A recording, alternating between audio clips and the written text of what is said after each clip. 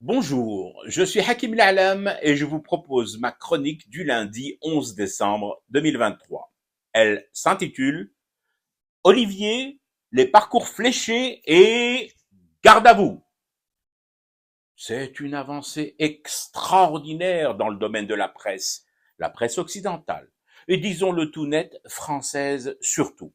Une nouvelle organisation qui devrait révolutionner le quotidien de ces médias. La mise en place d'une rédaction en chef centrale, une sorte de guichet unique de la presse.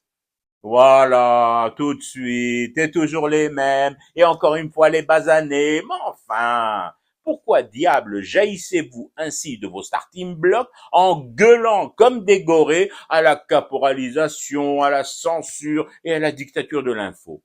Pas du tout. Essayez au moins de vous ouvrir un chouïa à ce monde qui avance, qui évolue et qui progresse dans le bon sens, sur le parcours fléché.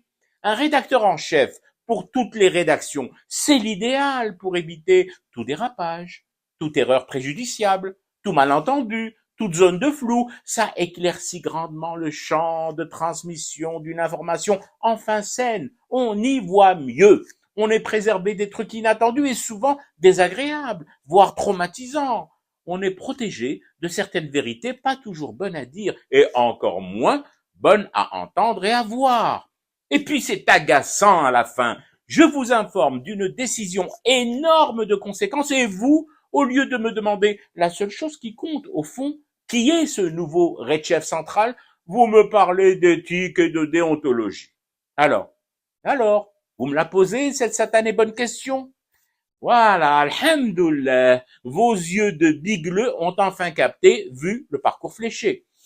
Olivier Ravovitch, c'est son nom. Sa fonction, Olivier est porte-parole de l'armée israélienne. Ah ah, ça en jette tout de suite, hein. On la ramène moins du coup.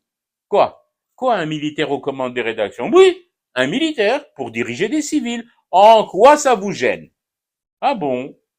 C'était bien la peine de dénoncer toutes ces années la supposée mainmise des militaires sur les journaux et télévisions chez vous, les basanés, pour faire la même chose aujourd'hui chez nous, me rétorquez-vous sur un ton de reproche véhément.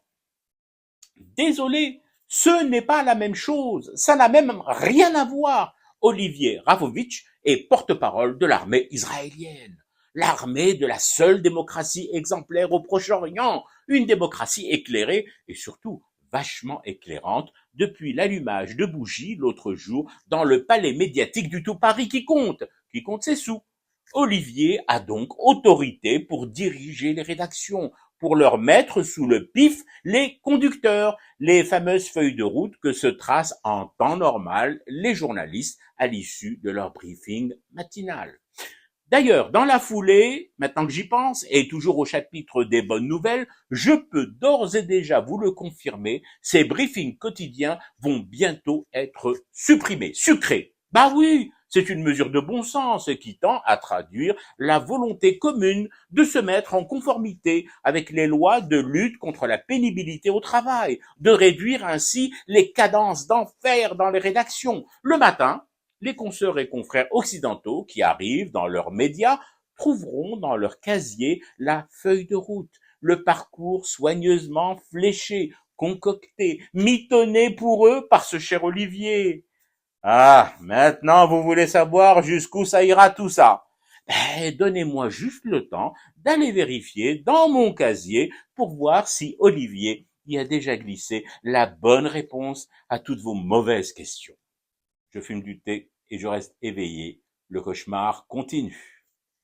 C'était Hakim La'alam, je vous retrouve demain pour une autre chronique et une autre façon de dire son amour à l'Algérie.